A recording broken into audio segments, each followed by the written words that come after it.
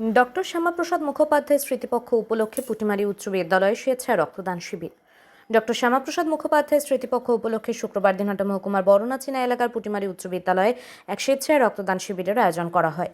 পুটিমারি উচ্চ বিদ্যালয় এবং দিনহাটা ব্লাড গ্রুপ সোসাইটির যৌথ উদ্যোগে অনুষ্ঠিত এই মানবিক কর্মসূচিতে শিক্ষক শিক্ষিকা শিক্ষাকর্মী প্রাক্তন ছাত্র ও স্থানীয় স্বেচ্ছাসেবীদের সক্রিয় অংশগ্রহণে উৎসব মুখর পরিবেশের সৃষ্টি হয়। আয়োজকদের পক্ষ থেকে জানানো হয়, এই দিনের রক্তদান শিবিরে মোট 12 জন স্বেচ্ছায় রক্তদান করেন। উল্লেখযোগ্যভাবে বিদ্যালয়ের প্রধান শিক্ষক দীপঙ্কর রায় নিজে রক্তদান করে সমাজের প্রতি মানবিক দায়বদ্ধতার এক অনন্য দৃষ্টান্ত স্থাপন করেন। তার এই উদ্যোগ উপস্থিত সকলকে রক্তদানে উৎসাহিত করে। রক্তদান শিবিরের সুষ্ঠু পরিচালনা ও সফল বাস্তবায়নে বিদ্যালয়ের শিক্ষক শিক্ষিকা শিক্ষাকর্মী এবং প্রাক্তন ছাত্রদের গুরুত্বপূর্ণ ভূমিকা ছিল। সহযোগিতাকারী শিক্ষকবৃন্দ হলেন খোকন সাহা, সুব্রত সাহা, পুলক রায়, অরিজিৎ দাস, তপন রায়, জয়দেব বর্মন ও অনুপম দাস। শিক্ষিকাদের মধ্যে ছিলেন কাকলি রায় ও মরিয়ম খাতুন। এছাড়াও প্রাক্তন ছাত্র রক্তিম চক্রবর্তী ও শামীম মিয়া সার্বিক ব্যবস্থাপনায় সক্রিয় সহযোগিতা করেন। অনুষ্ঠানে উপস্থিত বক্তারা বলেন, রক্তদান মানুষের জীবন বাঁচানোর অন্যতম শ্রেষ্ঠ মানবিক উদ্যোগ।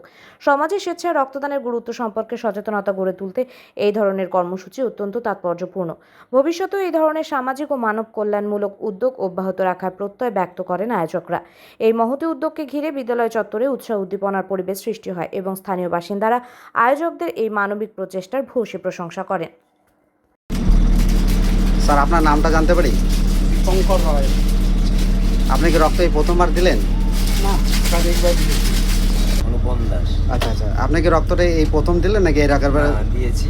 আমি এই কর্মসূচির সাথে নিজেকে যুক্তই রেখেছি বহু বছর থেকে।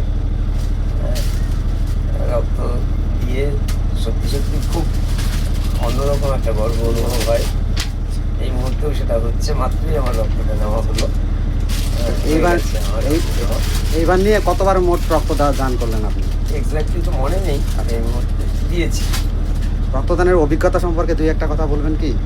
অভিজ্ঞতা বলতে অনেকেই মনে করে রক্তদানটা বোধহয় কোনো ব্যাপার না, কিন্তু তারা একটু ভুল, মানে নিজেকে ঠিক অবস্থায় না রেখে রক্ত দিয়েই হয়তো অনেক কিছু করার নিষেধ থাকা সত্ত্বেও সেটা করে বসে। সেটা শরীরের পক্ষে খুব ক্ষতিকর।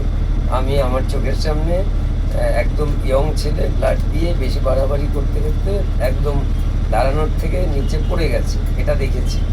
আবার আমি খাটিয়া পেতে তাকে আবার শুইয়েছি।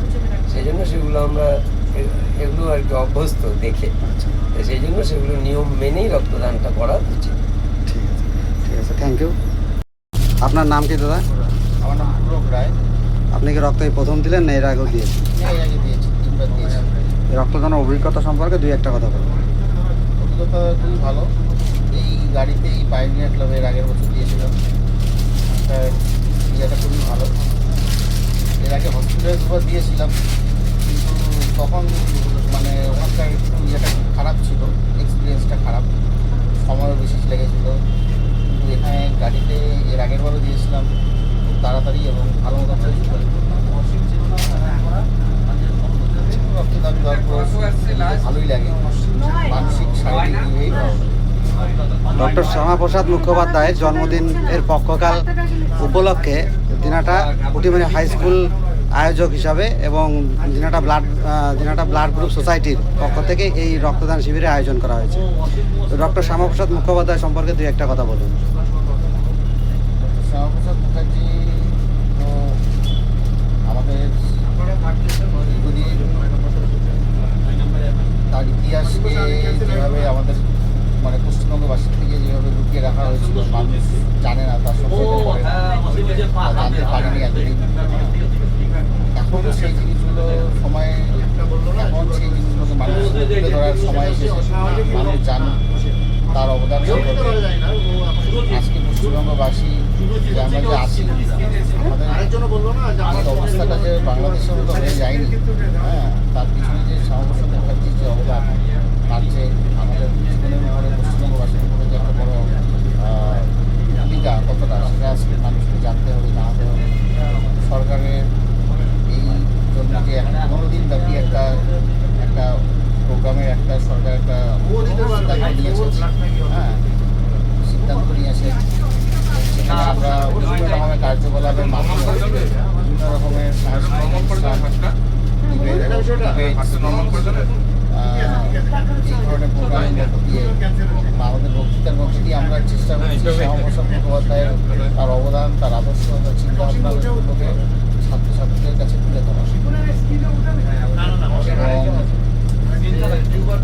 আশা করি ছাত্রছাত্রীরা তার এই আদর্শকে তারা বুঝতে পারবে এবং দেশের প্রতি বা জাতীয়তাবাদী তাদের চিন্তাভাবনা আরও বিকশিত হবে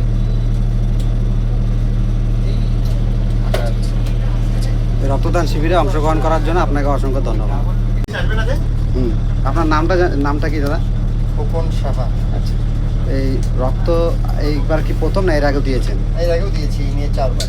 রক্ত আমাদের শরীরে যেটুকু রক্ত লাগে তার থেকে অনেক বেশি পরিমাণ রক্ত আমাদের শরীরে থাকে, তাই আমরা যদি রক্ত নাও দেই সেই রক্তটা কিন্তু আমাদের নষ্টই হয়ে যায়।